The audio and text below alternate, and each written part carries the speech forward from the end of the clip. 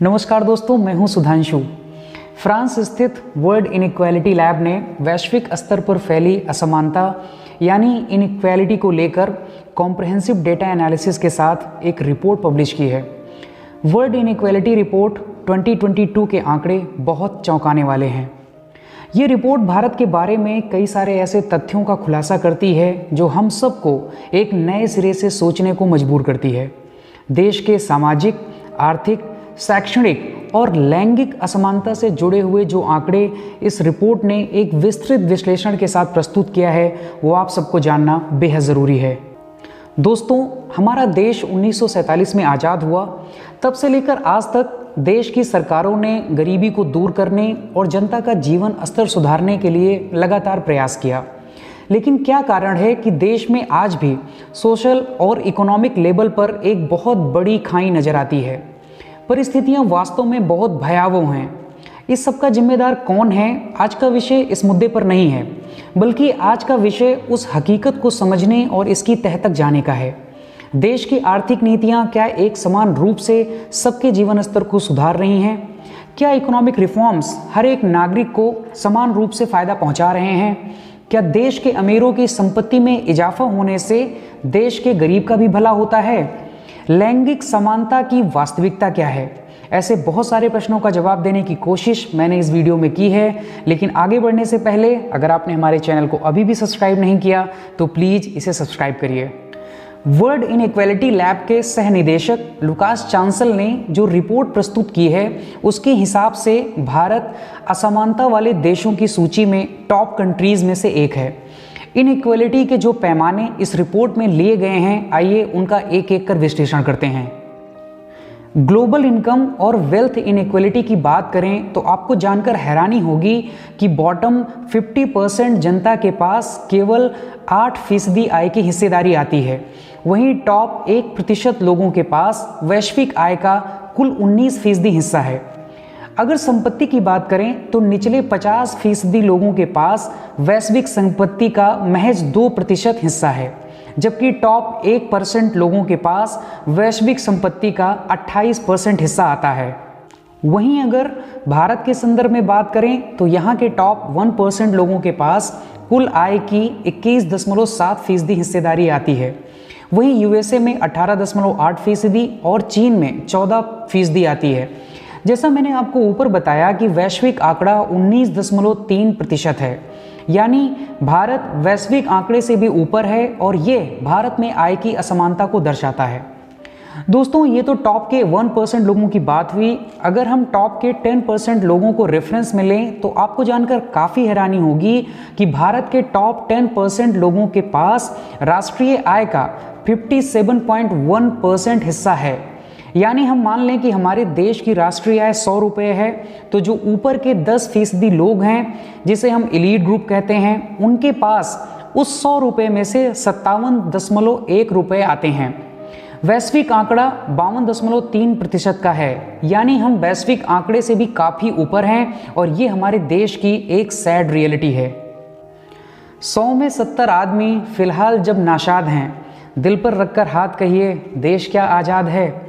दोस्तों, अदम गोंडवी ने 40 साल पहले जो कहा था, ये आंकड़े उनकी पंक्तियों को चरितार्थ कर रहे हैं। आप इस चार्ट को देखिए।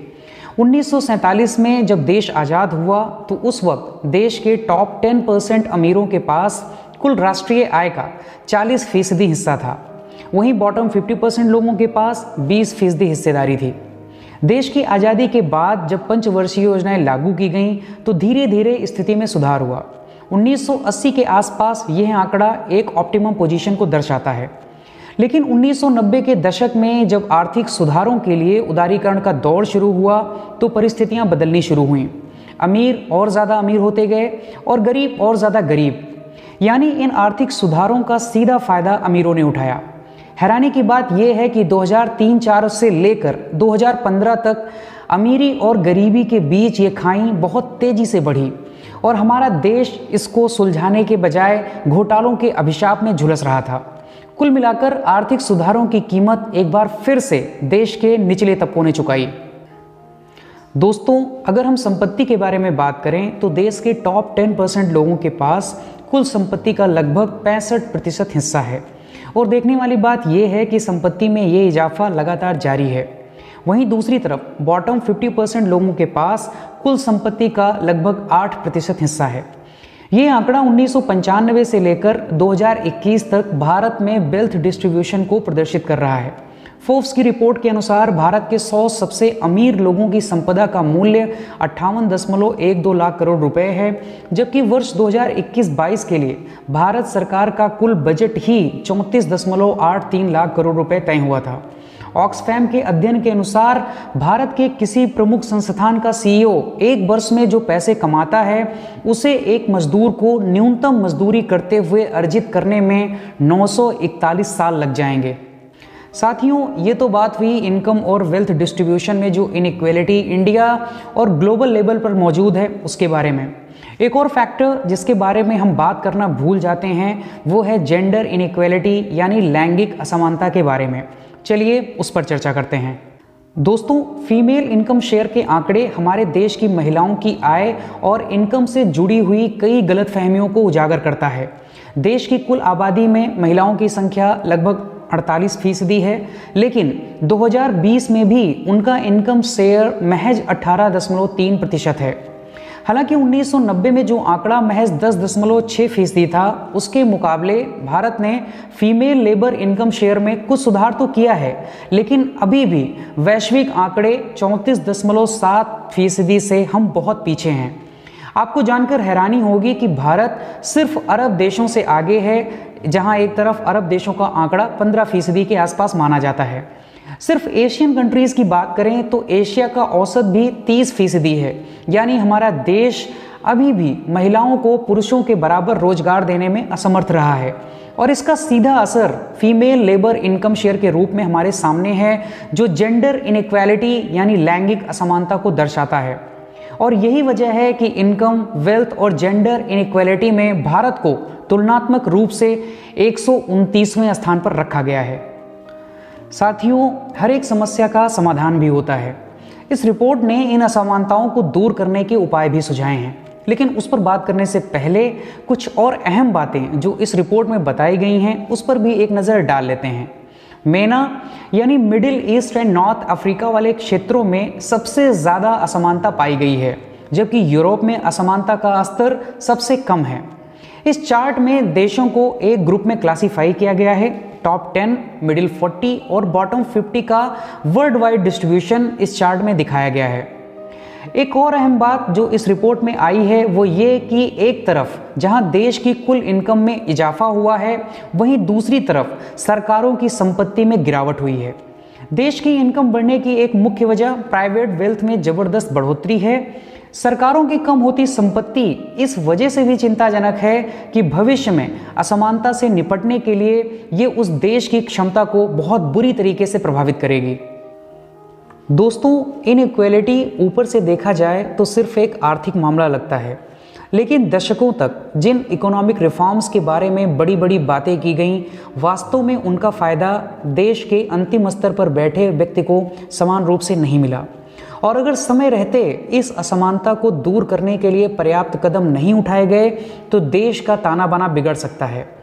ऐसे कौन कौन से कदम हैं जिनके द्वारा हम इस असमानता को दूर कर सकते हैं? इनइक्वालिटी खत्म करने के लिए देश की सरकारों को एजुकेशन, हेल्थ केयर और एनवायरनमेंट के लिए अपनी स्पेंडिंग को कई गुना बढ़ाने की ज़रूरत है। नॉर्वे और डेनमार्क, जहां इनइक्वालिटी सबसे कम है, उन देशों की पब्लिक हेल्थ पर टोटल स्पेंडिंग जीडीपी के 10% से भी ज़्यादा है। वहीं भारत में ये सिर्फ 3.5% है। कमोबेश यही हाल शिक्षा पर खर्च का भी है। दोस्तों, एक बात पर हम और आप सहमत होंगे कि भारत में जो शिक्षा प्रणाली है उसमें एक रूपता की बहुत कमी है। अलग अलग स्टेट बोर्ड, केंद्रीय विद्यालय, सीबीएसई, आईसीएसई, इस तरीके के कई सारे अरेंजमेंट्स हैं, लेकिन इस वक्त की ज़रूरत है कि देश में एक समान शिक्षा प्रणाली सभी देशों को क्वालिटी एजुकेशन देने के लिए लागू की जाए। नई शिक्षा नीति भी इस असमानता को पूरी तरीके से दूर करने में असमर्थ है। अगर स्वास्थ्य की बात करें तो 15वें वित्त आयोग ने भी इस बात पर जोर दिया था कि भारत को अपना हेल्थ बजट बढ़ाने की ज़रूरत है। देश के सभी लोगों को अगर एक समान स्वास्थ्य सेवाएं मिलेंगी, एक समान शिक्षा मिलेगी, तो निश्चित रूप से उनके जीवन स्तर में सुधार होगा और लोगों में असमानता दूर होगी। साथियों, कहना आसान है कि देश को हेल्थ और एजुकेशन पर खर्च बढ़ाना चाहिए, जिससे देश में इनइक्वालिटी दूर होगी, लेकिन इस सब के लिए पैसे कहाँ से आएंगे? रिपोर्ट इस बात पर जोर देती है कि न केवल भारत में बल्कि वैश्विक स्तर पर टैक्सेशन सिस्टम में एक नए रोड मैप की ज़रूरत है, एक पूरा आमूलचूल परिवर्तन। कॉर्पोरेट टैक्स के नए स्ट्रक्चर से लेकर टैक्स रेवेन्यू और सोशल एक्सपेंडिचर को डिफाइन करना, यहाँ तक कि रिपोर्ट प्रोग्रेसिव टैक्स रेवेन्यू के नए कॉन्सेप्ट को भी एक प्रॉपर एनालिसिस के साथ प्रेजेंट करती है। वेल्थ टैक्स की बात हो या फिर डेवलपमेंट एड, यानी जब एक देश दूसरे देश को सहायता राशि देता है तो उसके यूटिलाइजेशन की बात, ऐसे कई सारे सुझाव इस रिपोर्ट का हिस्सा हैं।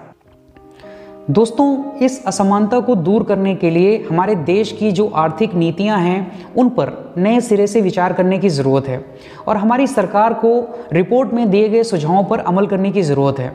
बहुत सारे सुझाव इम्प्लीमेंटेबल हैं, यानी अगर हमारी सरकारें चाहें तो उनको देश में लागू कर सकती हैं और शायद धीरे धीरे ही सही हम अपने देश से इनइक्वालिटी को कम कर पाएंगे।